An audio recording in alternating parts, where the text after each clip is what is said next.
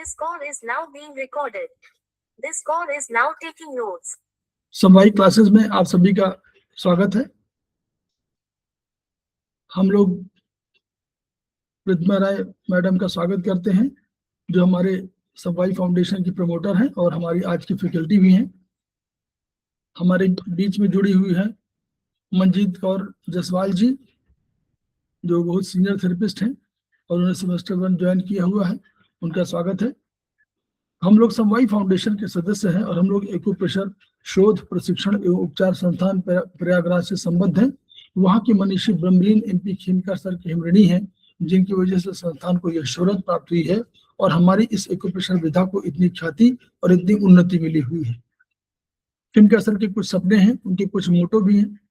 उनका मोटो है each one reach one, each one treat one, each one teach one. इसी को आपके माध्यम से जन जन जागरण अभियान के तहत सारे संसार में फैलाने का हमारा सपना है और हमें विश्वास है कि ये विधा जो अपेक्षाकृत कम खर्चीली है, इसका लाभ केवल आपको ही नहीं मिलेगा, आपके घर परिवार, पास पड़ोस, इष्ट मित्र, बंधु बांधवों को ही नहीं मिलेगा, वरन समस्त पीड़ित मानवता को मिलेगा। इसी विचार के साथ हम लोग आज की क्लास की शुरुआत करने जा रहे हैं। तो हम लोग अभी चर्चा कर रहे थे इसके पहले इसी चैप्टर पर, यानी जो हमारा बीएचबी है, सेमेस्टर 1 का ये कोर्स है। सेमेस्टर 1 में बीएचबी में हम लोग रक्त पर यानी ब्लड पर चर्चा कर रहे थे और उसी चर्चा में हम लोग उसी चर्चा को आगे बढ़ा रहे हैं प्रतिमा राय मैडम के साथ। उनका पुनः स्वागत है और मैं अब शेयर कर दे रहा हूँ। प्रणाम सर, सभी साथियों को मेरा प्रणाम। आज बीएचबी के ब्लड चैप्टर का दूसरा ल्यूकोसाइट पढ़ेंगे आज। सर आवाज क्लियर है सर? आवाज क्लियर है? क्लियर है जी सर। ल्यूकोसाइट को हम लोग WBC भी कहते हैं, व्हाइट ब्लड सेल्स। इनका जन्म स्थान बोन मैरो एवं शरीर में फैले लिम्फेटिक नोड्स में होता है। ये मानव शरीर का गश्ती सचल दस्ता यानी मोबाइल सिक्योरिटी गार्ड है, जो शरीर में घुसे दुश्मनों माइक्रो ऑर्गेनिज्म को सफाया करते रहते हैं। यानी कि इनका भी जन्म स्थान बोन मैरो में है और ये शरीर के लिम्फेटिक टिश्यू तक फैले हुए हैं और इनका जो कार्य है वो मोबाइल सिक्योरिटी गार्ड का कार्य है। तथा ये जो शरीर में जो माइक्रो ऑर्गेनिज्म जो घुसते हैं, उन दुश्मनों को ये मारते हैं, उनका सफाया करते रहते हैं। ये 5 प्रकार के होते हैं। एक ग्रेन्यूल्स होता है, एक एग्रेन्यूल्स होता है। जिसमें ग्रेन्यूल्स होता है छोटे छोटे बालू के दाने के हिसाब के होते हैं। उनमें से 3 है, जैसे न्यूट्रोफिल, इसोनोफिल और बेसोफिल। और जो बिना ग्रेन्यूल्स के हैं वो है मोनोसाइट्स और लिम्फोसाइट्स। तो पहले पढ़ते हैं हम लोग न्यूट्रोफिल्स। न्यूट्रोफिल्स जो पैदल सेना हमारी है, इन्फेंट्री, उसके भांति कार्य करती है। अतः हमारे सकल ल्यूकोसाइट्स जो है उनमें उनकी संख्या में ये कम से कम 50 to 70% होते हैं। मतलब सबसे ज़्यादा हिस्सेदारी इन्हीं की होती है।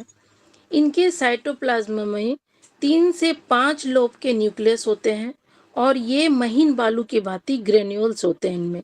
यानी इनके साइटोप्लाज्मा जो है वो 3 से 5 लोब के न्यूक्लियस होते हैं इसके। और इनका जो ये है महीन, इसमें जो है महीन बालू की भांति ग्रेन्यूल्स पाए जाते हैं। ये ल्यूकोसाइट्स में 50 to 70% का इसका हिस्सेदारी होता है। इन ग्रेन्यूल्स में लाइसोजाइम्स होते हैं जो सूक्ष्म जीवाणुओं को पचाकर नष्ट करते हैं। रक्त में इनका प्रतिशत सेल्यूलाइटिस और इम्पाइमा एवं अत्यधिक रक्तस्राव यानी एक्यूट हेमरेज की स्थिति में बढ़ जाती है। तथा टाइफाइड, मीजल्स एवं इन्फ्लुएंजा जैसी रोगों में यह दुश्मन से लड़ते हुए अधिक संख्या में शहीद हो जाते हैं। अतः इनकी संख्या सामान्य से कम हो जाती है।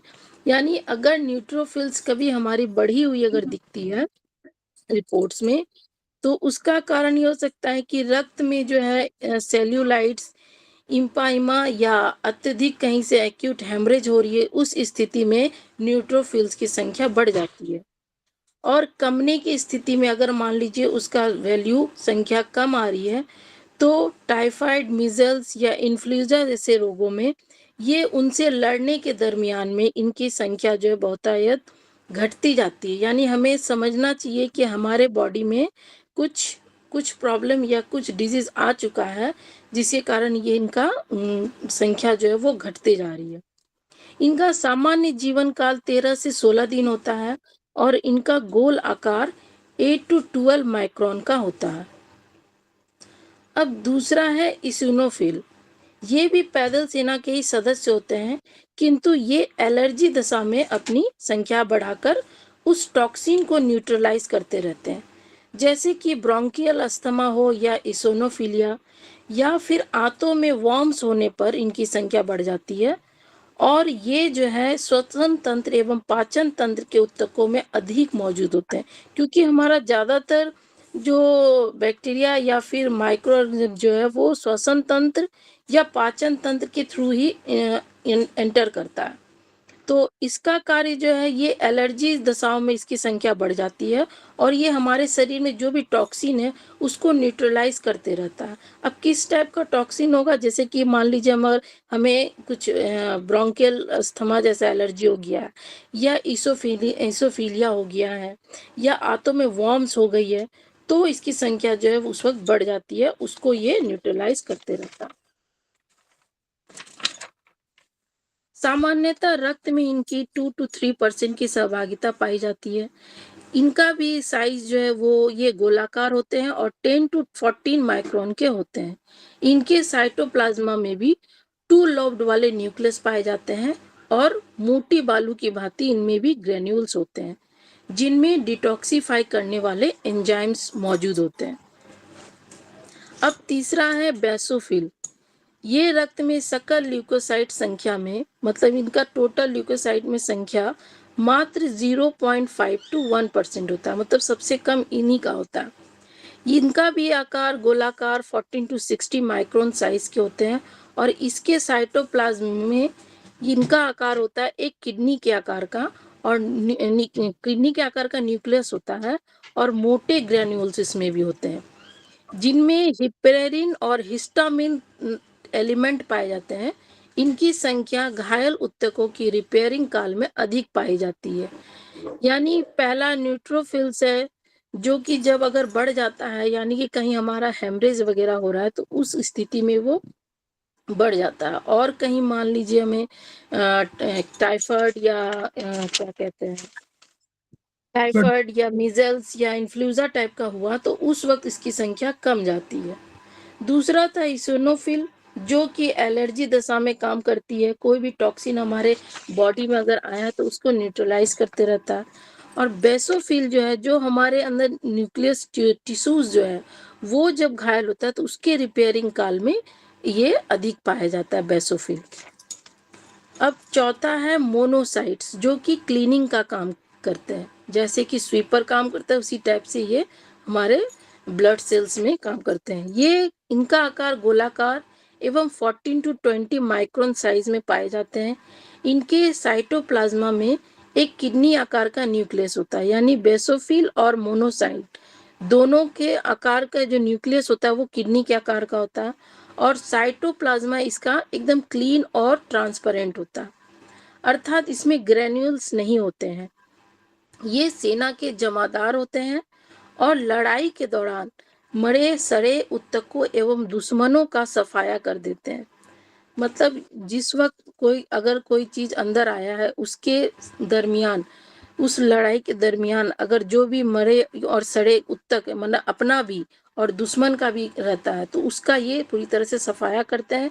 और टोटल ल्यूकोसाइट में इनकी संख्या 2 to 8% इसकी सहभागिता होती है और इनका सामान्य काल, जीवन काल 10 से 20 दिन का होता है। अब पांचवा है लिम्फोसाइट। ये गश्ती दल यानी कि लिम्फेटिक सिस्टम की बैकबोन है, जिसमें कि 2 गुण होते हैं। एक ये लड़ते सैनिकों को ताकतवर भोजन का आपूर्ति कराना होता है इनका एक कार्य। दूसरा होता है कि ये जो एंटीजेंस आते हैं उनके भेद को, यानी दुश्मनों के भेद को लेकर और उनकी ताकत के खिलाफ एंटीबॉडीज को तैयार करना होता है, यानी गोला बारूद बनाना होता है, इम्यूनोलॉजिकल एक्टिविटी करना होता है। और टोटल ल्यूकोसाइट में इसकी संख्या 20 to 40% सहभागिता होती है। ये गोलाकार में 18 to 12 माइक्रोन के होते हैं तथा इनका जीवन काल 3 से 200 दिन तक पाया गया है। इनका उत्पादन विशेषकर लिम्फेटिक ऊतकों में ही होता है और इनके साइटोप्लाज्म में एक गोल न्यूक्लियस तथा साइटोप्लाज्मा की मात्रा बहुत कम होती है। इनकी संख्या मम्प्स, ट्यूबरकुलोसिस एंड पुर्टोसिस में सामान्य से अधिक तथा मल न्यूट्रिशन, स्टारवेशन एंड एंटीबायोटिक्स व सल्फा दवाओं के उपयोग से कम हो जाती है। रक्त में ल्यूकोसाइट्स, न्यूट्रोफिल यानी ल्यूकोसाइट का जो 5 टाइप्स है, न्यूट्रोफिल, इसिनोफिल और बेसोफिल जो है, वो बोन मैरो में उनका उत्पादन होता है और लिम्फोसाइट और मोनोसाइट जो लिम्फेटिक ऊतकों में विशेषकर लिम्फ नोड्स में बनते हैं। सामान्यतः रक्त में इनकी संख्या 4 से 11,000 बाई क्यूब मिलीमीटर होती है, जिसमें प्रत्येक सदस्य की सामान्य सहभागिता निम्न भांति होती है। जैसे कि दिया है, न्यूट्रोफिल्स इसमें होगा 50 to 70% और इसोनोफिल की सहभागिता 2 to 3% होगी, बेसोफिल की 0.5 to 1%, लिम्फोसाइट की 20 to 40% एंड मोनोसाइट की 2 to 3%। टोटल ल्यूकोसाइट संख्या से सामान्य से अगर कभी टोटल यानी कि TLC हमारे सामान्य से अगर 10% अगर अधिक है तो उसको ल्यूकोसाइटोसिस कहलाती है वो, और अगर 10% सामान्य से अगर कम है तो उसको ल्यूकोपेनिया कहलाती है वो। सर इसमें कुछ बताएंगे तो बता दें। देखिए, ये हमारा WBC है और WBC का अर्थ है व्हाइट ब्लड सेल्स। ल्यूको माने होता है व्हाइट और साइट माने सेल। तो ल्यूकोसाइट को हम लोग ऐसे समझ सकते हैं कि सफेद वाले हैं। तो हम लोग ये हमने अभी देखा कि हमारे RBC मैडम ने पढ़ाया था। RBC क्या काम करता है? हीमोग्लोबिन को ले जाता है और हीमोग्लोबिन को जब ले जाता है तो उसका काम क्या है कि वो माइटोकॉन्ड्रिया में जाकर के और ग्लूकोज और ऑक्सीजन,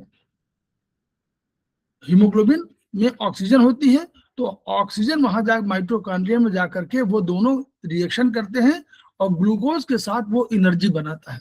ग्लूकोज के साथ जब जलता है, वो ग्लूकोज और ऑक्सीजन जलाते हैं तो दोनों बनाते हैं, क्या बनाते हैं? पहली चीज तो बनाते हैं वो जो ऑक्सीजन है। तो चूंकि पहले हमारे पास बनना क्या है, हमको ऊर्जा चाहिए, तो पहला ऊर्जा बनता है 7 किलो कैलोरी, 7.2 किलो कैलोरी बनती है ऊर्जा। इसको ATP अणुओं के रूप में सुरक्षित रखा जाता है, जो हमारे वहां की ब्लड की करेंसी कहलाती है, जो हमारे शरीर की करेंसी कहलाती है, ऊर्जा की करेंसी। दूसरा हमारे पास बनता है कार्बन डाइऑक्साइड, जो वेस्टेज है उसको हम लोग नाक के माध्यम से लंग्स के माध्यम से निकाल देते हैं। तीसरा बनता है जल, जिसको हम लोग अपने शरीर के लिए यूज कर लेते हैं। तो ये काम था उसका। तो यानी खाना बनाने का काम या एनर्जी बनाने का काम हमारे पास कर रहा था कौन? RBC। अब हमारे पास बचा WBC। अब हमको अगर घर को बनाना है तो घर में सुरक्षा की जरूरत है, तो सुरक्षा के लिए कौन जरूरत है? तो सुरक्षा के लिए ल्यूकोसाइट आ गए कि भाई सुरक्षा में कोई आदमी बाहरी आए तो उसको मारने का काम भी तो इनको होना चाहिए। तो इन्होंने श्वेताणु ने क्या किया, माइक्रो ऑर्गेनिज्म जो है आ रहे हैं, कोई भी आ रहा है जीवाणु उसको मार देते हैं। सबसे छोटे होते हैं, 3 तरह के होते हैं। हमेशा प्रश्न आता है कि 2 तरह के होंगे। एक में ग्रेन्युल्स होगा, जिसमें ग्रेन्युल्स होगा उसको न्यूट्रोफिल फिल कहा जाता है, PHIL ये में लिखा होगा फिल। ग्रेन्युल होगा तो फिल, न्यूट्रोफिल, बेसोफिल, स्नोफिल। ये हमारा जिसमें फिल लिखा हो वो हमारे ग्रेन्युल्स होंगे, यानी मोटे महीन बालू की तरह छोटे छोटे कण होते हैं, तो उनको ग्रेन्युल्स बोलते हैं। तो ये हमारे न्यूट्रोफिल, स्नोफिल और इनमें होते हैं। अब दूसरा होता है मोनोसाइट और लिम्फोसाइट, जिसमें साइट और मोनोसाइट लिखा हो वो हमारे पास उसमें ग्रेन्युल्स नहीं होते हैं। अब हम लोग पहले फिल पढ़े। फिल क्या है? पैदल सेना। जैसे हमारे आर्मी में पैदल सेना जो है सबसे अधिक होती है, ऐसे पैदल सेना 50 से 70% ये हमारे न्यूट्रोफिल होते हैं। अब ये क्या काम करते हैं? जो और सब तो भाई है, इनका काम क्या है कि जब भी कोई बाहरी के बैक्टीरिया आएगा सबसे पहले न्यूट्रोफिल। क्यों? न्यूट्रोफिल वास्तव में रक्त में ऑलरेडी इनकी संख्या काफी अधिक रहती है पहले से ही, मतलब ये तैयार रहते हैं, इनको निर्माण नहीं करना पड़ता। जैसे ही आपको हुआ तो बोन मैरो से तुरंत ही भेज दी जाते हैं कि आप ब्लड सेल्स में चले, वो सेल्स में ब्लड में चले जाएं, ताकि जो है ये तुरंत जाके सफाया करने लगे और मारने लगे। तो ये जीत जाते हैं। जैसे जीत गए तो ये तुरंत जो है इन पहले संख्या बढ़ाएंगे। कैसे बढ़ेगी? सेलुलाइटिस हुआ, एम्पाइमा हुआ और कोई हेमरेज हुआ, तो इन्होंने समझा कि वहां पर हमको डिफेंस की जरूरत है, तो पहला तुरंत पहुंच गए पैदल सेना के सिपाही और इन्होंने अपनी संख्या बढ़ा दिया, क्योंकि जैसे रक्त में आए इनकी संख्या बढ़ गई। तो बढ़ गई तो ये क्या हो गया, इनकी संख्या बढ़ी। तो बढ़ी, जब अगर बढ़ी कोई संख्या दिखाई पड़े न्यूट्रोफिल की, इसका संकेत है कि कोई एक्यूट डिजीज हुई है। एक्यूट डिजीज जो तुरंत अभी आई है, इसलिए न्यूट्रोफिल सक्रिय हो गए हैं और उन्होंने मार दिया है, इसलिए इनकी संख्या परसेंटेज में बढ़ जाती है। ठीक, लेकिन जैसे टाइफाइड हुआ, मीजल्स हुआ, इन्फ्लुएंजा, ये खतरनाक बीमारी है थोड़ा सा, तो ये क्या करते हैं, ये न्यूट्रोफिल को मार देते हैं। यदि पावरफुल है तो न्यूट्रोफिल को मार दिया। अब ये मार दिया तो अब ये मरने लगे तो इनकी संख्या कम होने लगेगी। इनकी संख्या कम होगी तो 14 दिन बाद हमारे पास एक, हम आगे पढ़ेंगे, बैकबोन जिसको हम बोल रहे हैं, लिम्फोसाइट, उनकी संख्या बढ़ जाएगी। ये 50 से 70% है, वो 20 से 40% है, यानी लगभग 90-92% इन्हीं दोनों का है। ये 50 से 70%, वो हमारे 20 से 40% है। यानी अगर ये 70 से 72 हुए तो वो कम हो जाएंगे, क्योंकि उनको जरूरत नहीं है, यही हम उसको मार रहे हैं। तो ये इनका काम है पहले का, न्यूट्रोफिल का। दूसरा काम क्या है, अगर हमने कहा इस्नोफिल क्या है, इस्नोफिल क्या काम करता है कि, तो यानी अगर ये पहले वाले अगर ये न्यूट्रोफिल घटे हैं तो ये समझ जाइए कि बीमारी क्रॉनिक हो रही है, 14-15 दिन से ऊपर की हो गई है, तभी ये। दूसरा इस्नोफिलिया जब हो जाता है कोई, तो हम क्या करते हैं, हम कहते हैं कि दो ही चीज पर, एक तो हमारा श्वसन तंत्र है, नाक से लेते हैं बैक्टीरिया जाता है, एक मुंह से खाते हैं तो बैक्टीरिया चला जाता है। तो ये बैक्टीरिया जहां जाएगा तो वहीं पर इस्नोफिल अधिक रहेंगे, उस तंत्र में, उस सिस्टम में ये अधिक रहेंगे। तो ब्रोंकियल अस्थमा हो जाएगा, वॉर्म्स हो गया, पेट में वॉर्म्स हो जाएंगे, इस्नोफिलिया हो जाएगा, तो इसको बढ़ जाएंगे। इस्नोफिलिया इज नॉट डिजीज, ये बीमारी नहीं है, इस्नोफिलिया कोई बीमारी नहीं है। इस्नोफिलिया का अर्थ ये हुआ कि जैसे ही इस्नोफिल, जैसे नॉर्मली क्या बोल देते हैं कि इस्नोफिल की संख्या बढ़ी तो हम लोग कहते थे इस्नोफिलिया होगा। नो, इस्नोफिलिया जो बीमारी है, इस्नोफिल तो अभी अपनी संख्या बढ़ा रहा है, उसको बीमारी नहीं बोलते हैं। एक पर्टिकुलर एज के, एक पर्टिकुलर समय के बाद जब उसकी संख्या जो है बहुत अधिक हो जाती है, तब इस्नोफिलिया कहलाती है। शुरू में तो कोई भी रिएक्शन होगा, वर्म्स होगा, कोई भी अस्थमा टाइप का अटैक होगा तो ये तुरंत बढ़ जाएंगे। तो ये दो तंत्रों में रहते हैं, श्वसन तंत्र और पाचन तंत्र में। नोट कर लीजिएगा इसको, ये प्रश्न पूछा जाता है कि किस तंत्र में रहते हैं, तो पहला डाइजेस्टिव सिस्टम में और दूसरा हमारे रेस्पिरेटरी सिस्टम में। फिर तीसरा पॉइंट आया, तो इनमें डिटॉक्सिफिकेशन होता है। अब तीसरा बेसोफिल, तो बेसोफिल क्या है, अब जब हम लोग कोई आक्रमण हो रहा है, बाहर का आक्रमण हो रहा है, तो कोई मर भी रहा है और अपना भी घायल हो रहा है, तो जो अपने घायल हो रहे हैं तो ये क्या करते हैं, बेसोफिल अपने घायलों को रिपेयरिंग करते हैं। जैसे हम कोई सैनिक घायल हो जाता है तो उसको तुरंत 4 आदमी 5 आदमी लेकर के हवाई जहाज से या कैसे आते हैं और तुरंत उसको एडमिट करा देते हैं हॉस्पिटल में, वैसे ही बेसोफिल काम करते हैं।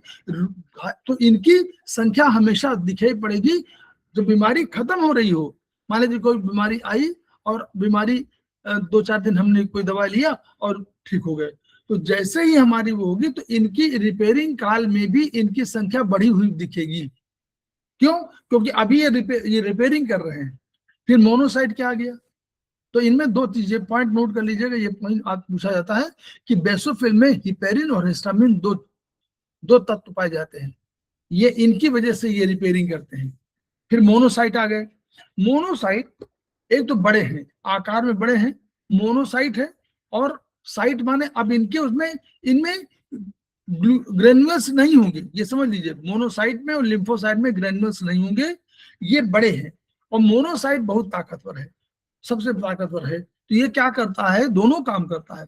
ये कोई दुश्मन आया उसको मारता भी है, और उसके बाद अगर हमारे लड़ाई में कोई मर गए हैं, हमारे मरे या उनके मरे, तो उनको सफाई करने का काम भी इसका है। जमादार जो कंसेप्ट में होता है, जमादार दोनों काम करता है, मतलब जमादार भी है और लड़ता भी है, तो सेना के जमादार के रूप में, तो इसको मोनोसाइट कहते हैं। मोनोसाइट आपको बहुत जगह पर आपको मिलेगा, और ये इसको अलग अलग नामों से अलग अलग पुकारा जाएगा। ये बहुत पावरफुल होते हैं, और इसलिए इनका सामान्य जीवन काल तो 10 से 20 दिन का है, कोई दिक्कत नहीं। लेकिन मेन चीज ये है कि मोनोसाइट में पहला तो ग्रेनुअल्स नहीं होगा, नंबर 1। नंबर 2, ये सेना के जमादार की भूमिका में है, ये मारते भी हैं और सफाई भी करते हैं, दोनों काम करते हैं।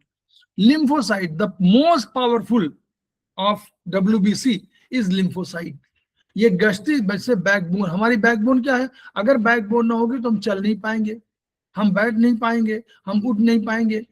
तो लिम्फोसाइट अगर ना हो तो अगर हमारा जो डिफेंस का सिस्टम है ये कमजोर पड़ जाएगा। तो इनका 2 काम है।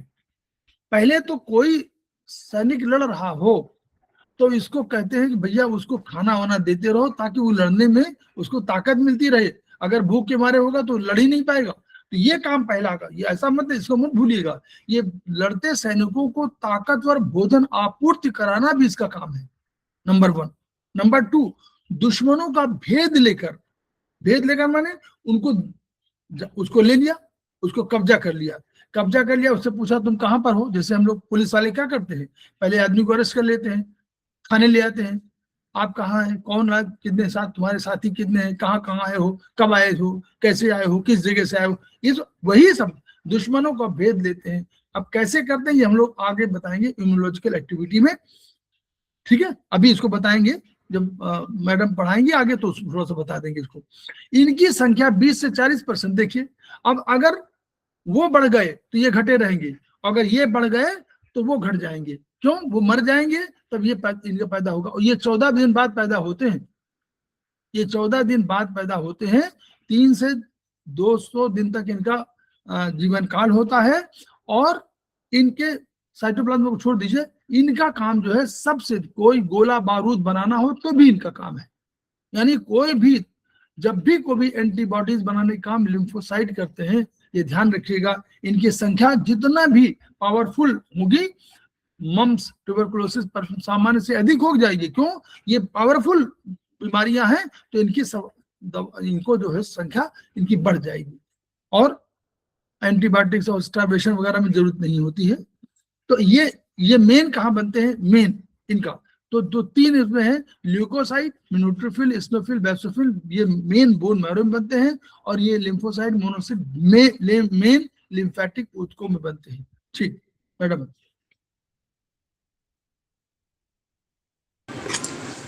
अब है ल्यूकेमिया, जो कि एक वर्ड है, इसमें ये है कैंसर।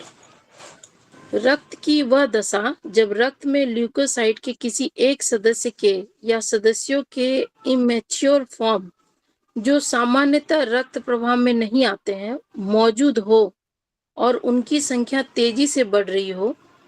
अधिकतर यह लिम्फोब्लास्टिक ल्यूकेमिया की ही पाया जाता है। चूंकि इनका आकार सामान्य से बड़ा 16 से 24 माइक्रोन होता है, अतः यह कैपिलरीज एवं आर्ट्रियोल में फंसकर रक्त आपूर्ति बंद कर देते हैं। यह अपरिपक्व है, अतः सामान्य काम भी नहीं कर सकते हैं, और इनका जीवन काल कुछ घंटों या दिन ही होता है। संख्या एवं आकार अधिक होने के कारण रक्त की विस्कोसिटी भी बढ़ जाती है, जिससे रक्त प्रवाह गति कम हो जाती है। इस दशा का अभी कारण नहीं ज्ञात हो सका। यह रक्त की वह दशा है जो कि ल्यूकोसाइट्स का ही एक सदस्य है, जिसमें एक इमेच्योर फॉर्म होता है, और इसकी संख्या जो है वो तेजी से बढ़ने लगती है। ज्यादातर ये लिम्फोब्लास्टिक ल्यूकेमिया पाया जाता है। इसकी संख्या बढ़ने के कारण ये कैपिलरीज और आर्ट्रियोल में फंस जाती है, जिसके कारण क्या होता है, रक्त की आपूर्ति भी बंद हो जाती है, और ये इमेच्योर होने के कारण अपना कार्य भी नहीं कर सकता, और वहाँ पे जो है रुकावट कर देता है। संख्या एवं आकार अधिक होने के कारण रक्त की विस्कोसिटी भी बढ़ जाती है, जिससे रक्त प्रवाह गति कम हो जाती है। सर ये समझाएंगे क्या आपने? देखिए, ल्यूकेमिया बीमारी हम लोग कहते हैं ना कि रक्त का कैंसर है, तो रक्त कैंसर में क्या हुआ, वर्चुअली क्या है, जो यही जो हमारे पांच हमारे एजेंट हैं, ये दुश्मनों के खिलाफ लड़ते हैं। लेकिन कभी कभी किसी कमी के कारण, भाई बन कहाँ, निर्माण कहाँ हो, जैसे हमारे होता है कोई फैक्ट्री बना रही है तो कहता है कि इस बार हमने अपने गाड़ियों में मॉडल में ये गड़बड़ी कर दिया है। कोई बताता है ना कंपनी कि हम इस प्रोडक्ट में हमने ये गलती कर दिया, सारे प्रोडक्ट वापस ले लीजिए। ऐसे कभी कोई कंपनी करती है बड़ी वाली। या कह देती है कि भाई इसमें ये पार्ट हमारा आया वो गड़बड़ हो गया है, अब ये हम उसके लिए खेद है, ऐसा बोल देते हैं। तो बोन मैरो बना रहा है सबको, बोन मैरो से बने और अल्टीमेटली कहीं जा रहे हैं पांचों हमारे ये। इनमें अगर कोई भी इमेच्योर माने अभी फॉर्मेशन हो रहा है लेकिन उनकी 3-4 दशाएं होती हैं, 3-4 फेजेस होते हैं, वो फेजेस के पहले ही कोई चुपचाप निकल लिया या किसी कारणों से गलती से वो ब्लड सिस्टम में चला गया, ब्लड माने कैपिलरी सिस्टम में चला गया, तो क्या हुआ। अब ल्यूकेमिया में देखिए सबसे अधिक पाया जाता है लिम्फोब्लास्टिक ल्यूकेमिया, यानी लिम्फो ये वाले पांचवें वाला क्या बोलते हैं इसको हम लोग, देखिए पढ़िएगा इसको, लिम्फोसाइट। तो लिम्फोब्लास्टिक ल्यूकेमिया सबसे अधिक इसी का माना जाता है, ये WBC का ये वाला जो होता है परसेंटेज में। अब पहले इनके आकार शुरू में बड़ा होता है, बाद में इनका आकार कम होता है। तो जो पहले जो बन रहा है अब इमेच्योर ही चला गया, अभी उसको बना रहे थे, उसकी तराश कर रहे थे, लेकिन वो उसके पहले ही चला गया ब्लड सिस्टम में। तो ये क्योंकि इसका आकार बड़ा होता है, उनका आकार इतना नहीं है 16-24, इसका आकार बड़ा है। अब कैपिलरी हमारी जो है छोटी है, अब ये बड़े आकार के आ गए तो जहां भी जाएंगे कैपिलरी में फंस जाएंगे।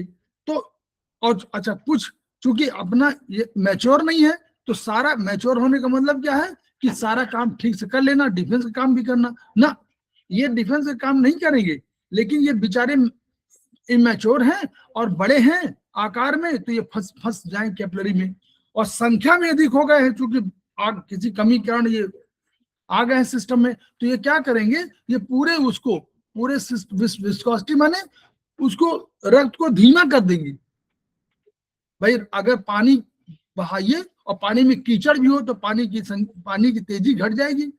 तो ये चूंकि इनकी संख्या बढ़ गई है तो विस्कोसिटी बढ़ा देंगे, यानी वो धीरे धीरे वो फ्रिक्शन जो है उसका बढ़ जाएगा, तो वो धीरे धीरे रक्त बहने लगेगा, लेकिन वो बढ़ा देगा, क्या कर देगा, ये फंस जाएंगे कैपिलरी में। तो ये कुछ करके अल्टीमेटली और का मतलब पूरे सिस्टम को ब्लॉक कर देंगे, ये मतलब रक्त पहुंच ही नहीं पाएगा और अल्टीमेटली आदमी मरने के कारण पहुंच जाएगा, इसलिए इनकी ल्यूकेमिया ये। चलिए ठीक, आगे। अब है एड्स अर्थात एक्यूर्ड इम्यून डिफिशियंसी सिंड्रोम। यह स्थिति एक retrovirus human immune deficiency virus HIV द्वारा उत्पन्न की जाती है। यह वायरस लिम्फोसाइट यानी हेल्पर T लिम्फोसाइट की बाहरी सतह पर मौजूद एक ग्लाइकोप्रोटीन CD4 को अपने साथ बांध लेता है। यह ग्लाइकोप्रोटीन सामान्यतः दुश्मन का भेद जानकर उसके प्रतिरोधी एंटीबॉडी पैदा करने वाले साइटोटॉक्सिक T एवं B लिम्फोसाइट का जनन करवाता है। इस वायरस के साथ बंध जाने पर यह अपना कार्य कर पाने में अक्षम हो जाता है, अतः रोगी की संक्रमणों से लड़ने की क्षमता समाप्त हो जाती है और वे सदा रोगी बने रहते हुए जल्द ही काल कलवित हो जाते हैं। यानी इसमें जो है यह वायरस लिम्फोसाइट की बाहरी सतह पर एक ग्लाइकोप्रोटीन है CD4, उसको ये अपने साथ बांध लेता है, जो कि दुश्मन के भेद को जानकर उसके प्रति एंटीबॉडीज पैदा करता है तथा सिस्टोटॉक्सिक T एवं B लिम्फोसाइट का जन्म करता है। लेकिन जब ये उसी को बांध लेता है तो ये अपना जो क्या है उसका कार्य करना यही वो भूल जाता है, जिसके कारण वो वहां पे जाके उस कार्य को नहीं कर पाता। इस वायरस के साथ ही बंध जाने के कारण यह उसको बांध लेता है और ये अपने काम को नहीं कर पाता, जिसके कारण रोगी के संक्रमणों से लड़ने की क्षमता समाप्त हो जाती है और वह सदा रोगी बने रहते हुए जल्द ही काल कलवित हो जाते हैं। देखिए एड्स जो है बीमारी कैसी है, एड्स में एड्स है ह्यूमन इम्यून, ये नोट कर लीजिए, ये आता है human immune deficiency virus, HIV virus एक होता है। ये वायरस आया तो इससे जो बीमारी पैदा होती है वो acquired immune deficiency syndrome. Syndrome माने होता है कई रोग, सिंड्रोम माने होता है कि कई रोगों का समूह हो जाता है। तो कैसे हुआ हुआ ये जो HIV वायरस है, तो ये आया तो हमारे पास, अभी हम लोग पढ़ेंगे जो लिम्फोसाइट, हम पढ़ेंगे इम्यूनोलॉजिकल एक्टिविटी में भी बताएंगे बाद में, कि वो लिम्फोसाइट हमारे जो है यही एंटीबॉडी बनाते हैं। तो ये अपने लिम्फोसाइट के 3-4 प्रकार होते हैं। तो इसमें कोई इंफॉर्मेशन मिली तो किसी ने कहा कि आप जो है ये काम करिए और आप ताकतवर हो जाइए क्योंकि ये ऐसा आदमी आ रहा है। तो अपनी अपनी सबकी भूमिका है चारों की। तो क्या करता है ये वाला वायरस, ये वायरस क्या करता है कि जो हेल्पर, इसको बोलते हैं helper T lymphocyte, helper T lymphocyte क्या करता है, वो हेल्प कराता है कि आप 2 तरह के लिम्फोसाइट और डेवलप हो जाए। वो डेवलप होने के लिए जो मैसेंजर है, ये मैसेंजर है हेल्पर, इसको वो वही रास्ता मिल जाता है और उसको पकड़ लेता है। अब पकड़ लिया तो ये बेचारा उसके अधिकार क्षेत्र में चला गया, यानी उसके अधिकार में आ गया, उसने इसको पूरा अरेस्ट कर लिया। जैसे अरेस्ट कर लेता है, अब वो इंफॉर्मेशन दे ही नहीं पाता जो सूचना उसको देनी थी कि भाई ठीक है अब ये एक्टिव हो जाइए, तो जा ही नहीं पाता। तो अब जो दूसरे डिफेंस वाले हमारे हैं उनको मालूम ही नहीं पाता कि अरे कोई है, तो वो कहते हैं इंफॉर्मेशन नहीं आई। जैसे एग्जाम्पल दे रहा हूँ, कोई दुश्मन अटैक करे और 2 दोस्त जो है, जो राष्ट्राध्यक्ष हो या राजा हो, वो राजा एक संधि के हुए हों कि हमारे यहाँ कोई आक्रमण करेगा तो आप जरूर आइएगा। अब कोई आक्रमण हुआ किसी विदेशी का, तो उस राजा ने क्या किया, अपने देश से एक सैनिक को भेजा कि भैया जाओ और वहां से रसद वो सेना मंगा दो, कि भाई कह दो कि सेना आ जाए, हमारे आक्रमण हो रहा है। ये आदमी जैसे गया वैसे उसको वहां बाहरी सैनिकों ने, जो बाहर वाले दुश्मन वाले थे, उन्होंने उसको अरेस्ट कर लिया। अब ये इंफॉर्मेशन उस राजा तक जा ही नहीं पाएगी कि हमको सहायता चाहिए। अब वो राजा भेजा नहीं, अब ये इसने सेना आई नहीं, तो उसने आक्रमण में जीत लिया और राजा हारा गया।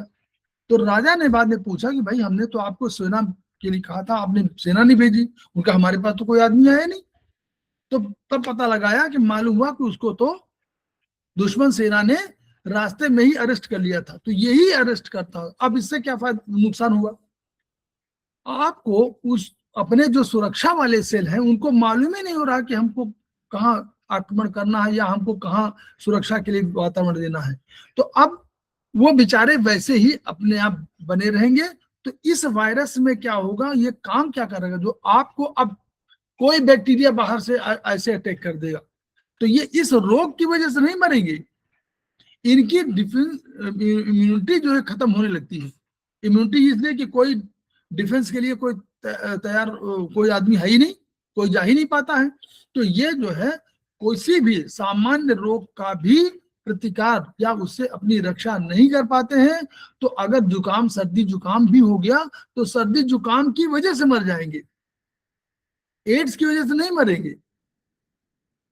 वो उसने एड्स ने कर दिया तो उसने बांध लिया, तो एड्स कोई बीमारी की वजह से नहीं मरेंगे, बल्कि इसकी वजह से मरेंगे कि इनका डिफेंस की एक्टिविटी समाप्त हो गई है। और जैसे ही कोई बाहरी छोटा मोटा रोग भी या जीवाणु भी अटैक करेगा तो ये रोगी हो जाएंगे और धीरे धीरे करके ठीक है। चलिए मैडम, अब है तीसरा थ्रोम्बोसाइट्स, जिसे हम लोग प्लेटलेट्स भी कहते हैं। ये ब्लड का सबसे छोटा साइज होता है। रक्त में सबसे छोटे आकार 2 to 3 माइक्रोन वाले ये कोष बाइकॉन्वेक्स डिस्क शेप्ड और नॉन न्यूक्लिएटेड होते हैं। यानी आरबीसी में भी न्यूक्लियस नहीं था और थ्रोम्बोसाइट्स में खाली डब्ल्यूबीसी में जो है वो न्यूक्लियस था उसमें। ये भी नॉन न्यूक्लिएटेड होते हैं। इनकी सकल संख्या सामान्यतः 2.5 plus minus 1.0 lakh by cubic millimetre होती है, जो बोन मैरो द्वारा जनन किए जाते हैं। इनके साइटोप्लाज्मा में 5 हाइड्रोक्सी ट्राइप्टामाइन यानी वैसोकॉन्स्ट्रिक्टर है तथा थ्रोम्बोप्लास्टिन जैसे। Hello madam, 1 minute. यस। अभी जैसे बताया कि वो किसी को एड्स हुआ है और सिंपल भी बीमारी होगी तो वो मतलब डिफेंसिव पावर्स की खत्म हो जाती है ना, जी मैम। कि वो लड़ने के लिए फेल हो जाते हैं। तो उस टाइम में अगर कोई इंसान बीमार होता है तो उसको एडमिट कराया तो मतलब यूजलेस है ना।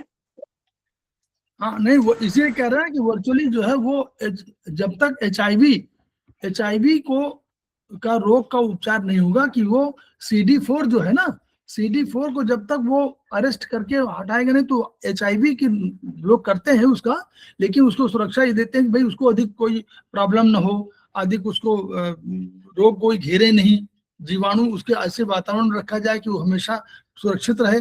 तो और धीरे धीरे करके अगर एचआईवी की कोई बीमारी का रोकथाम हो किसी भी सिस्टम में, तो वो उसको तब एचआईवी को ही खत्म करना पड़ेगा। तो धीरे धीरे जब CD4 अपने आप मुक्त हो जाएगा तो डिफेंस का उसके पास, क्योंकि शरीर के अंदर क्षमता तो है ही है, लेकिन वो हमारे क्षमता को अरेस्ट कर लिया है उसने, वो क्षमता को ही खत्म कर दिया है। तो अब छोटा मोटा रोग होगा तो भी मर जाएगा, ये कह रहा है, और ये बढ़ता जाता सर, लेकिन वो है। क्योरेबल तो नहीं है ना HIV।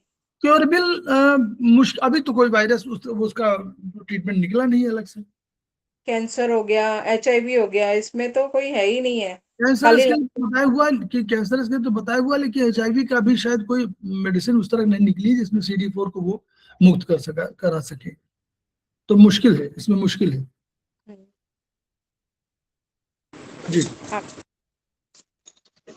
जैसे विशेष तत्वों के अलावा अन्य एंजाइम्स एवं ग्लाइकोजन राइबोन्यूक्लियोप्रोटीन भी होते हैं। यह शरीर के सचल गश्ती दल यानी ल्यूकोसाइट के समकक्ष है, जो आंशिक रूप से फैगोसाइटोसिस करने के साथ साथ रक्त वाहिनियों की एपिथीलियम में होने वाली रोजमर्रा की टूट फूट को पेबंद यानी पैचेस लगाते रहते हैं, ताकि उक्त स्थान की मरम्मत की जा सके।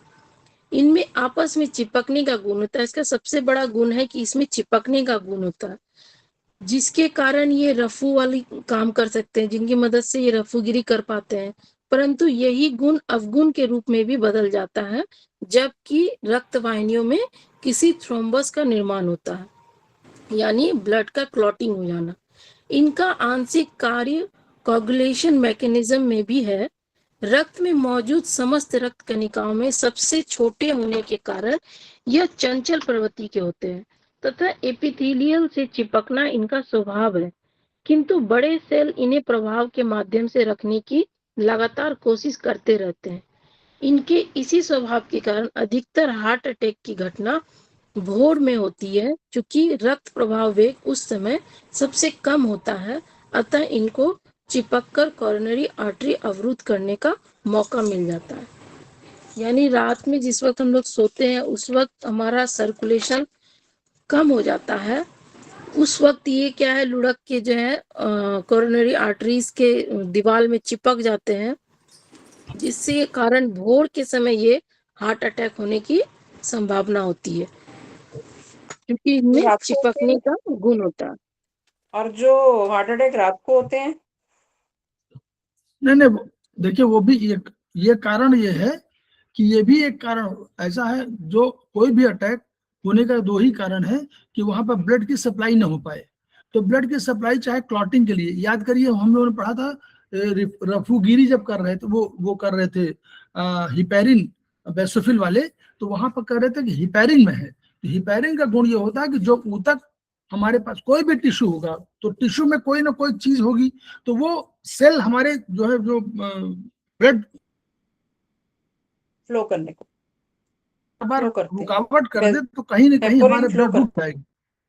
तो नाली की तरह, जैसे नाली में कोई बड़ा फंस जाए तो आगे सप्लाई नहीं हो पाती पानी की जिस तरह, तो ये थ्रोम्बस उसको कहते हो, तो ये हेपेरिन जो है उसको नष्ट करता रहता है, उसको जो है क्लॉटिंग को तोड़ता रहता है।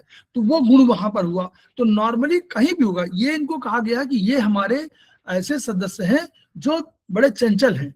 इनका काम दो तरह का, ये डिफेंस भी करते हैं और ये अपने क्लॉटिंग करते हैं। कैसे क्लॉटिंग करते हैं कि जब कहीं कट जाता है तो ये लोग ये एक के ऊपर एक जैसे छोटे बच्चे नहीं होते हैं, आप देखे होंगे छोटे बच्चे एक के ऊपर एक, एक ऊपर एक, एक ऊपर एक, तो वही करके ये प्लगिंग सिस्टम करते हैं, ये इनको थ्रॉम्बस बना देते हैं, तो वहां पर ब्लड रुक जाता है, ये इनका काम है। लेकिन ये बेचारे छोटे हैं, तो चंचल प्रवृत्ति के हैं, बालक की तरह हैं, तो जैसे मेले ठेले में जाते हैं तो आप देखते हो ना कि जहां दुकान हुई वहां रुक गए, लोग जा रहे हैं आप में तो ये बगल में रुक गए, तो इनको बीच में ये बड़े बड़े वाले सेल जो हैं रक्त के, ये इनको बीच में रखते हैं ताकि आप फ्लो में चले रहो। जैसे हम लोग यहाँ जाइए, पैदल लोग जाते हैं तो छोटे बच्चों को बीच में कर लेते हैं, भैया तुम बीच में रहो, या हाथ पकड़ लेते हैं कि तुमको जाने नहीं पाओ, तो वो मालूम हुआ हर जगह रुक रहे हैं, हाथी देखा तो वहां रुक गए, और भालू देखा तो वहां रुक गए, या कोई चीज गुब्बारा बिक रहा है तो वहां रुक गए, ये उनका तो इपिथेलियम से चिपकना इनका स्वभाव है, चंचल प्रवृत्ति के हैं। तो ये क्या करते हैं, जब रक्त प्रवाह धीमा होता है, जब तेज होता है तो बीच में धीमा हो गया, तो ये किनारे की तरफ सरक गए, किनारे की तरफ सरक गए तो नेचुरली वहां पर क्लॉटिंग कर दिया, इसलिए कभी कभी ये घटना हो जाती, इनकी वजह से भी हो जाती है कभी कभी, ये कह रहे हैं। ठीक, अब है रक्तस्राव रोधित्र यानी हेमोस्टेसिस। का इलाज है क्या सर? हेलो जी मैम। थ्रोम्बस का भी इलाज है क्या? हाँ, थ्रोम्बस का इलाज क्यों नहीं है, तो बम इंजेक्शन ये सब, ये हिपेरिन वगैरह क्या है, ये ब्रेक करती है, थ्रोम्बस को ब्रेक करते हैं, तो ब्रेक हेपोरिन के बाद में फिर वो थ्रोम्बस वापस से नहीं होता है? नहीं, ऐसा देखिए, प्रवाह में छोटे छोटे कण होंगे तो वो तो कोई दिक्कत नहीं, जब बड़ा कोई थ्रोम्बस होगा तब ना प्रॉब्लम आएगी, अदरवाइज वो फ्लो के माध्यम से कहीं से निकल भी सकते हैं, निकलते ही है, इवन हमारा तमाम जो है स्टोन नष्ट होकर के छोटे छोटे निकल जाते हैं, तो वैसे ही ये भी थ्रोम्बस भी निकलते हैं, ये एलोपैथ भी कहता है और हम लोग भी कहते हैं इसको, ये थ्रोम्बस भी धीरे धीरे अगर छोटे छोटे ब्रेक हो जाए तो नेचुरली फ्लो में कहीं ना कहीं निकल, क्योंकि कैपिलरी जो होती है वो भी तो बाहर निकालती हैं, जल में चली जाएंगी, जल से चली जाएंगी, वहां जल के माध्यम से किडनी निकाल देगी, देखिए ना सारी चीजें निकलती किडनी के माध्यम से, यूरिन के माध्यम से और स्टूल के माध्यम से निकलती, बहुत चीजें निकलती हैं, तो ऐसा नहीं कि नहीं ब्रेक होना चाहिए कि ब्रेक हो जाती है, ये सब हमारे शरीर में ही डिफेंस का सिस्टम है कि उनको ब्रेक करते रहते हैं, मूवमेंट करते रहते हैं ब्रेक, इसीलिए हम लोग कहते हैं कि घी कम खाइए, ये तमाम चीजें, मतलब अधिक मत खाइए, लेकिन नॉर्मल खाइए, अधिक मत खाइए, ताकि जो है ये कोई बनने न पावे, थ्रोम्बस बनने न पावे, ये कंसेप्ट है। और थ्रोम्बस बनता किससे है? शरीर में तो कोई भी थ्रोम्बस बनने का कोई भी चीजें हो जो आपको आवश्यकता से अधिक कहीं भी हो, तो वो आपका सारे ब्लड में, आप देखिए ना, कहते नहीं कि भाई लीवर को ब्रेक करना है कोई चीज को, और बनाना का काम जो है थ्रोम्बस बने, कोई भी चीज आपके अंदर पैदा हुई ब्लड में और वो नष्ट होनी ही कहीं, तो थ्रोम्बस तो बना ही सकती है। आप अधिक घी खा रहे हैं तो घी जो दीवारें हैं कैपिलरी उसमें थ्रोम्बस बन जाता है, वो रोक देता है, कैपिलरी को छोटा कर देता है, तो छोटा करते करते एक दिन बंद हो जाता है। तो या कोई भी चीज कहीं से घूम के आ रही हो, रुक गई, और 3-4 जैसे नाली में एक छोटी चीज कर दीजिए, वो 4 चीजें जुड़ गई तो बड़ी हो जाती है, और अगर वही फ्लो में निकल जाए तो भी चली जाती है, कोई दिक्कत नहीं होती। चलिए मैडम। जी सर। जी। हेमोस्टेसिस रक्त अर्थात रक्त को शरीर के बाहर बहने से रोकना। रक्त प्रभाव किसी रक्त वाहिनियों के कटने या फटने पर प्रारंभ होता है और उसी के साथ इस नुकसान को ना होने देने के प्रयत्न अनेक चरणों में प्रारंभ हो जाता है। जैसा पहला है वैसोस्पम्स, यानी कि कटी फटी रक्त वाहिनियों की दीवारें लोकल मायोजेनिक रिफ्लेक्स के प्रभाव से सिकुड़ कर रक्त वाहिनियों के कटे स्थान को बंद करने की चेष्टा करती है। यानी कि जब कहीं कुछ कट जाता है तो हमारा कुछ समय के बाद देखते हैं उसमें सिकुड़न आ जाती है, सिकुड़ कर वो छोटा हो जाता है। दूसरा क्या होता है उसमें कि थ्रोम्बोसाइटिक प्लग फॉर्मेशन होता है। उक्त कटे फटे स्थान पर निकले टिश्यू फाइबर से थ्रोम्बोसाइट चिपक कर एक प्लग का निर्माण करते हैं ताकि उस स्थान से रक्त का कम से कम नुकसान हो। तीसरा प्रोसेस है कोagulation। यह चरण चोट लगने से 15 से 20 सेकेंड के पश्चात प्रारंभ होकर अगले 3 से 7 मिनट में समाप्त हो जाता है। इस प्रक्रिया में निम्न 13 फैक्टर फेज में प्रयोग होते हैं। पहला है फाइब्रिनोजन, दूसरा है प्रोथ्रोम्बिन, तीसरा है थ्रोम्बोब्लास्टिन टिश्यूज, चौथा कैल्शियम आयरन, पांचवा लेवाइल फैक्टर, छठा अभी ज्ञात नहीं है, सातवां स्टेबल फैक्टर, आठवां एंटी हीमोफिलिक फैक्टर, नौवां है क्रिसमस फैक्टर, 10वां है स्टुअर्ट प्रॉवर फैक्टर, 11 है प्लाज्मा थ्रोम्बोप्लास्टिन एंटीसीडेंट, और 12 है हैंगमैन फैक्टर, और 13 है फाइब्रिन स्टेबलाइजिंग फैक्टर। स्थूल रूप से यह प्रक्रिया निम्न है। जैसे थ्रोम्बोप्लास्टिन, इसमें थ्रोम्बोसाइट के परसेंटेज 10 है, और इंजर्ड टिश्यूज से जैसे आयरन कैल्शियम फैक्टर 11, 10 और फैक्टर 5 फॉस्फेलिड है, जिससे हुआ प्रोथ्रोम्बिन, फिर उससे बना थ्रोम्बिन, और फिर फाइब्रोनेजन फाइब्रिन में, यहीं से यही क्लॉट बनाता है। मतलब सर ये क्लॉट बनाने का फॉर्मेशन है ना? हाँ, क्लॉट, जी ये क्लॉट ऐसा ना, जो अगर मान लीजिए कोई रक्त आपका बह रहा है तो वो बहने का तरीका है कि जो इसमें दो चीजें आवश्यक होती है, नोट करिए, जो कैल्शियम और इंजर्ड टिश्यू, तो आपको वहां पर इंजर्ड टिश्यू जरूर चाहिए, ठीक है। तो दो चीजों की वजह से फिर बॉडी अपने आप सक्रिय हो जाती है। कैल्शियम अगर कम होता है तो प्रॉब्लम आती है, तो कैल्शियम आयन ठीक चाहिए, नंबर 1।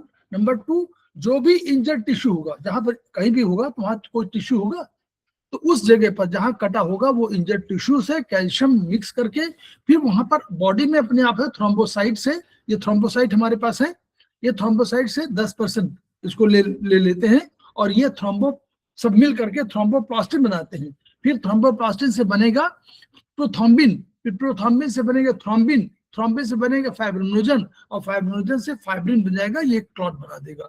तो ये प्रक्रिया की बात बता रहे हैं कि इन फैक्टर्स की वजह से सारी चीजें मिल करके और ये बनाते हैं। तो दो चीजें बहुत आवश्यक है, कैल्शियम आयन और इंजर्ड टिश्यू।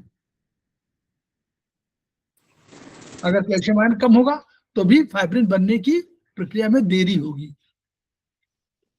ठीक, उपरोक्त समस्त फैक्टर रक्त में सदा उपलब्ध रहते हैं किंतु निष्क्रिय रहते हैं। इन्हें सक्रिय होने के लिए थ्रोम्बोसाइट का अंश आवश्यक है, जो कटे फटे टिश्यू के फाइबर से ही सक्रिय होता है। कुछ ऐसी ही प्रक्रिया अतः अंगों को चोट लगने पर होती है, तब इसे थ्रोम्बोसिस कहते हैं, और बनी हुई लुगदी थ्रोम्बोस कहलाती है। अभी जो मैम पूछ रही थी उसी का अगर आंसर। अंदर कहीं चोट लग गई तो, अगर अंदर कहीं चोट लग गई तो वही थ्रोम्बोसिस होगी और उसी को थ्रोम्बस कहलाता है। ठीक। दूसरा है रिपेयर प्रोसेस। इसका रिपेयर प्रोसेस उपरोक्त क्लॉट या कोंगुलम में बनने के पश्चात 1 से 3 घंटों में वहां मौजूद फाइब्रोब्लास्ट सेल्स विभाजन द्वारा अपनी संख्या बढ़ा लेते हैं और कटे स्थान पर रेशे बनाकर उक्त स्थान को स्वस्थ भाग के साथ रफू कर देते हैं। यह मरम्मत कार्य करीब 7 से 10 दिनों में पूर्ण होता है। अब एक है डिजीज परपुरा। त्वचा की एपिडर्मिस एवं म्यूकस मेम्ब्रेन के नीचे मौजूद कैपिलरी की दीवारों से रक्त रिसकर जमने लगता है। यह पिन हेड साइज की चित्तियां उन स्थानों पर अधिक उभरती है जहां टकराहट, रगड़ या प्रेशर पड़ता है। इस स्थिति के दो कारण हैं। एक तो रक्त वाहिनियों की दीवार में किसी तत्व की कमी से दीवार के सेल रक्त को रास्ता दे देते हैं। दूसरा है रक्त में थ्रोम्बोसाइट की संख्या 1 लाख पर क्यूब मिलीमीटर से अगर घट जाए ताकि शरीर के प्रत्येक ऊतक तक वे ना पहुंचे, थ्रोम्बोसाइटोपेनिक परपुरा कहलाते हैं। यह स्थिति अधिकतर एप्लास्टिक एनीमिया और ल्यूकीमिया तथा बोन मैरो पर रेडिएशन से उत्पन्न होती है। कुछ औषधियां जैसे एंटीबायोटिक, आर्सेनिक एवं गोल्ड कंपाउंड के सेवन करने पर भी यह परपुरा मिल सकता है। बाहर रक्त निकलती जी रहती ना। देखिए, अब कोई अंदर से कोई अगर सेल है तो बाहर निकल जाए तो वो ये बार अगर थ्रोम्बोसाइट की संख्या कम होगी तो भी निकल सकती हैं। और अगर रक्त की वाहिनियां, जो रक्त मतलब सेल है हमारे, वो सेल नहीं हमारी ट्यूब है, उस ट्यूब से भी कोई दीवार में हमारे जो छेद है, तो मान लीजिए कोई तत्व की कमी हो तो रास्ता दे दे तो वो बाहर निकलने लगता है, तो वो नीले नीले धागे लाल लाल चकत्ते पड़ने लगते हैं लोगों के, वो परपीड़ा है जी। ठीक मैडम, आगे। अब है रक्त के भौतिक गुण। रंग है सबसे पहला इसका, अपारदर्शी रक्त तरल दशा में स्कारलेट रेड धमनियों में तथा पर्पल रेड शिराओं में दिखाई पड़ती है। यानी कि ये ब्लड फ्लूइड जो है वो ऑक्सीजनेटेड जब रहेगा तो वो स्कारलेट रेड दिखेगा और वो आर्टरीज में दिखेगी, और जो डी ऑक्सीजनेटेड रहता है वो पर्पल रेड रहेगा, वो वेन्स में दिखाई पड़ता है। ये इसका कलर है। मात्रा है शरीर के भार का 7.7%, यानी कि 1/13 भाग। उम्र और सेक्स के अनुसार शरीर में रक्त की मात्रा घटती बढ़ती रहती है। जैसे गर्भवती महिलाओं में जल की मात्रा बढ़ जाने के कारण रक्त की मात्रा सामान्य से 0.82 ± 0.2 लीटर बढ़ जाता है।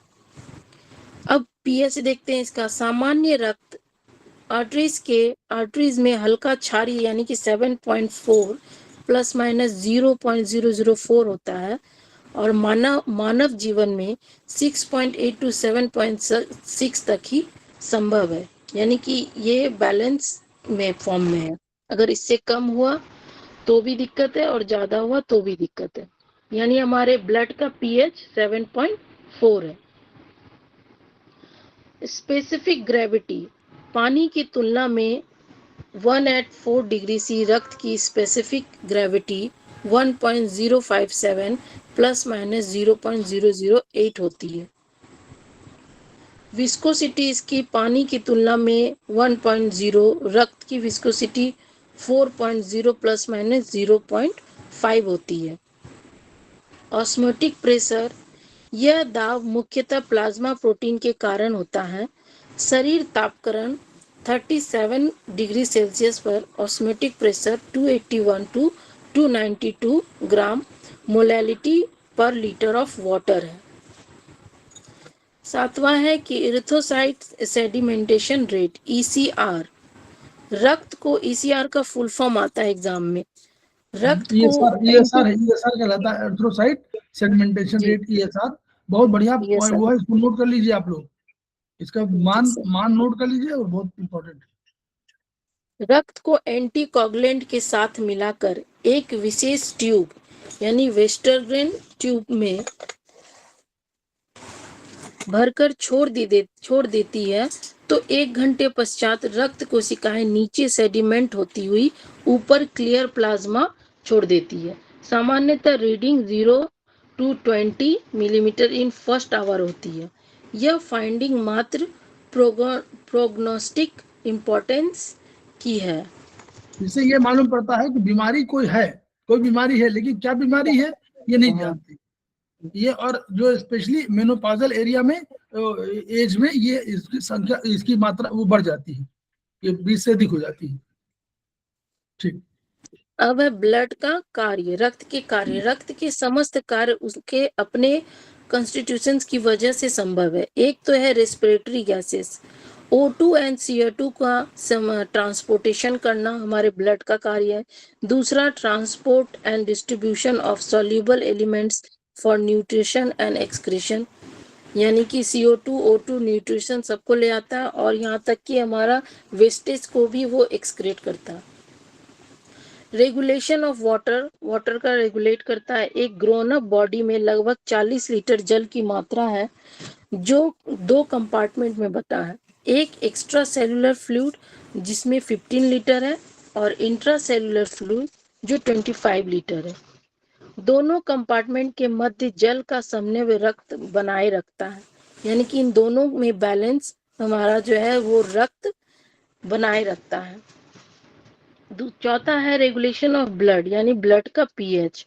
शरीर में दिन भर सेल्यूलर मेटाबॉलिज्म के फलस्वरूप लगभग 330 लीटर CO2 उत्पन्न होती है, जो यदि शरीर से बाहर ना निकले तो रक्त को 15 लीटर सामान्य कंसंट्रेशन का HCl एसिड प्रदान करना पड़ेगा। रक्त के माध्यम से रक्त का पीएच सामान्य बना रहता है। बोले जाती पांचवा है मूवमेंट कराती रहती है ना, वो मूवमेंट सर। कराती रहती है ना, CO2 का परिवहन करके उसको निकाल देती है कहाँ पर। जी चलिए।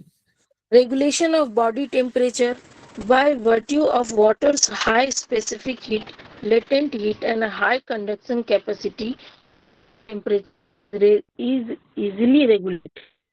हाई स्पेशल हीट अधिक ऊष्मा समाहित करने की क्षमता होती है।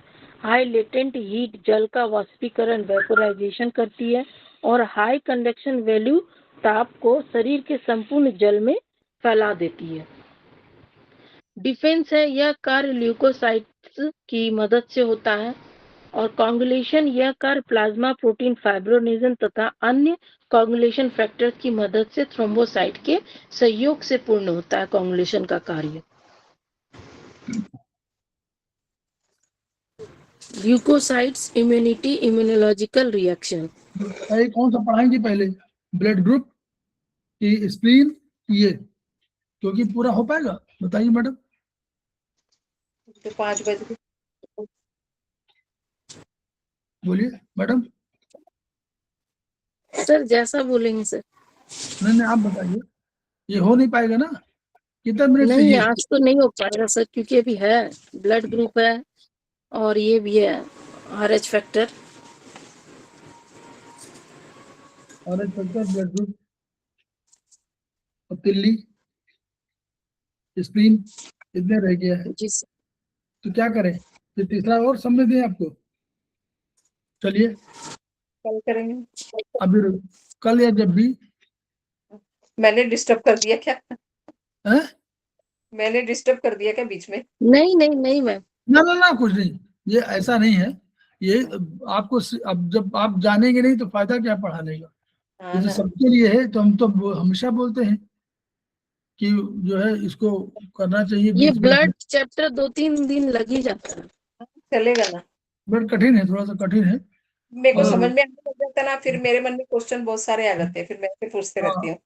अब देखिए वो नहीं कह नहीं रही है जैसे निशी बायोलॉजी ले रही हैं और बायो में कर रही हैं वो, तो वो अब हम इसीलिए बताते हैं ना कि जब तक क्वेश्चन नहीं करेंगे आप तब तक कंसेप्ट नहीं क्लियर होगा। क्लियर थोड़ा सा नहीं। पढ़िए और प्रश्न जरूर थोड़ा सा कुछ एक आध पॉइंट बनाए रखिए, या यहाँ नहीं तो ग्रुप में, हम उसको ग्रुप में जोड़ देंगे अब, और पर ग्रुप वो में छोटे पूछिए। भी है ना, अभी हम लोग को तो लाइफ की एक्सपीरियंस और बहुत जनों को देखा है, तो इसके लिए मन में क्वेश्चन आते हैं। HIV वाले, कैंसर अरे वाले। वो हाँ, उन लोगों का डर रहता है ना कि वो देखिए दो चीजें, एस्पस में ये प्रश्न आप नहीं पूछ सकते, ठीक है ना? एस्पस में पूछ सकते हैं, वहां आपको बहुत बुधवार मिलता है, बुधवार को आप जो डालना हो डाल दीजिए, जिसका उत्तर कोई देना चाहेगा वो देगा, नहीं देना चाहेगा नहीं देगा। हम लोग तो ये कहते हैं कि हम लोग कोचिंग क्लासेस की तरह हैं, हम लोग कोचिंग कर रहे हैं, भाई पूछिए पछोरिए, तभी तो आप आगे बढ़ेंगे। तो जी सर। आपको तैयारी ये करनी कि आपको थेरेपिस्ट बनना है, अच्छे थेरेपिस्ट। तो ये सब चीज, जितनी चीज जान जाएंगे वही आपको होगा। भाई कल को आपको पढ़ाना भी होगा तो आप इसी के बेसिस पर पढ़ाएंगे, इसी बेसिस पर पढ़ाएंगे। तो ये आपको हमेशा ध्यान रखना पड़ेगा कि आपको इस तरह के जितने भी क्लासेस आपको चलते हैं उनमें आप अपने को इंटरेक्ट खूब करिए। इवन एस्पर्स में भी सीनियर प्रोफेसर जो है हमेशा बोलते थे कि आप क्वेश्चन जरूर करिए, उत्तर प्रश्न गलत होगा सही होगा, उत्तर सही होगा नहीं होगा, इससे मत घबराइए, क्योंकि जब आप इंटरेक्ट करेंगे तभी तो आप सीखेंगे। ये कोई अपेक्षा नहीं करता है कि सारे लोगों को सब चीज मालूम होगी। जो स्टूडेंट है उसको सारी चीज कैसे मालूम होगी, फिर पढ़ क्यों रहा वो। इसलिए जो है हम लोग कोशिश करते हैं, तो हम लोग खेमकर सर को याद करते हैं, उनकी एनर्जी को याद करते हैं, और कोशिश करते हैं कि हम लोग अपना ज्ञान जो हमारे पास है उस ज्ञान को बांटें।